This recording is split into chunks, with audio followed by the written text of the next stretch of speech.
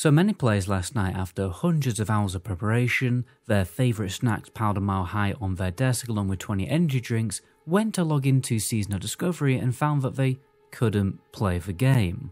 The problem started in the afternoon. A few people in my guild reported that they were unable to log back in, and therefore the strategy was to just not log out. Unfortunately, including me, many people were just booted from the server randomly, and this login issue persisted 3 hours after Phase 3 launched. I'm pretty sure the problem only lasted after the launch for EU servers. This has disrupted many players. Firstly, since this problem affected so many people, it meant that a select few were able to get ahead of everyone else, creating an unfair advantage. Admittedly not a huge one, probably doesn't matter that much in the long run, but it did leave many players feeling left out and angry. Many people have busy schedules with work and family commitments. Imagine setting aside all of your commitments to play the game for a few hours on launch to find that you just can't. Or God forbid you actually wasted one of your holiday days off work. Entire guilds in the world first race for Sunken Temple were also disrupted, starting their leveling journey 2 hours or 3 hours later than everyone else. I know this only affects hardcore people, but hardcore players take up a large part of the SoD community, and every playstyle approach should be respected in the game. Personally, I find this very weird from Blizzard. They stress how they want the raid to be available at launch to create excitement around the world first race for the top guilds, but then decide to not take the servers down until they were fixed to ensure an even playing field. Therefore, this world first race has been very unfair.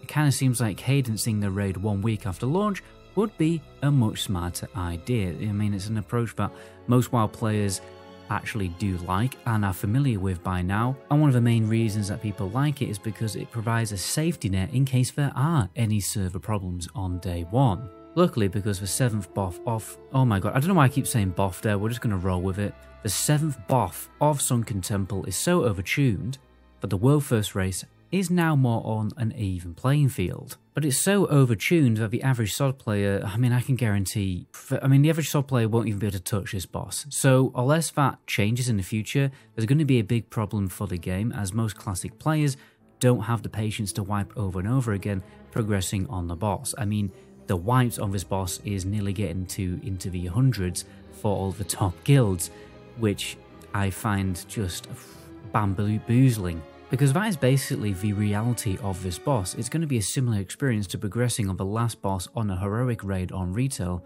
To be honest, maybe even more difficult. Maybe this is comparable to mythic difficulty because it's that overtuned. Personally, I'm actually someone who likes this increased difficulty, but I'm definitely a minority vote on that topic, and you've got to cater to the majority of players. Another disastrous problem in launch was that quests were given an insane amount of gold for completing quests. Some people have reportedly made thousands of gold within the first few hours of the launch. I mean, you can't make this stuff up. The people who were able to log on to the server or stay logged into the server and get kicked out were the ones who were able to take real advantage of this gold bug. Let's basically be honest, it is a gold bug because it now has been nerfed and hotfixed.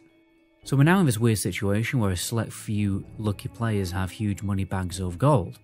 Hopefully it won't be enough to create server economy problems in the long run, but I find that quite unlikely. The Nightmare incursions themselves were giving way too much gold and had to be nerfed twice. The quests were giving 5 gold each, so people were able to farm over 1k gold, and because the XP was so high on launch, some people were actually able to get to level 50 in just a matter of hours. So yeah, those people who were able to stay on the server and get logged in have a dramatic advantage over players who didn't. Also, you only need to quickly browse Reddit to see the numerous bugs that shipped with the launch. Most notorious has to be certain bugs in Sunken Temple and also the Warlock's Felguard. So 1, the Felguard for some reason does less damage than a Succubus, which is weird. He's supposed to be like the highest damage pet, surely. He also just doesn't use his cleave ability. For some reason he gives the player every single Master Demonology buff. I guess that's a slight advantage. But fourthly, the damage bonus from Soul Link just doesn't work on him. So essentially the Felguard is pretty useless right now, which is a massive anticlimax. Sunken Temple is also riddled with bugs. Many people have reported that the second boss randomly resets and therefore soft locks the instance, meaning you can't actually summon the boss again to further progress the raid. Oh, and by the way, the bosses in this raid have had their HP pulls, well, if we compare the HP pulls of Nomagon bosses to the bosses in this raid, they've been increased by 400 to 700%. Yeah, that's going to be a great strategy for a supposed casual-friendly version of classic World of Warcraft. So I know a lot of people are going to complain that I'm being too negative about the game, but I'm literally just reporting on the facts that are in front of me. When I look at the comment section sometimes, it really does make me feel like the WoW community would prefer Blizzard to never be called out or held accountable for their actions. Guys, you pay $15 a month for this game, you all deserve a premium product without server instability issues and bugs, minimal bugs. In my humble opinion, this launch was very simply just an embarrassment. It very clearly wasn't a finished, ready product. They should have taken the servers down until they 100% knew that everyone could log into the game.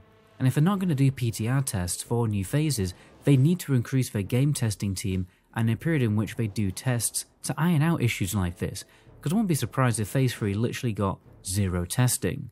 Phase 3 was obviously rushed out. I mean, the time between the announcement and the release was 1 week, which was abnormally fast, and a rushed game is just forever bad, whereas a delayed game will eventually be good. It's probably another classic case of developers being pressured too much by upper management to rush the release with the approach of, oh, we'll just fix it later in a patch, which unfortunately is the mindset of most of the gaming industry right now. Fortunately guys, there's nothing really positive to report on apart from the fact that you can now smoke Adobe in Germany. So anyway, ciao.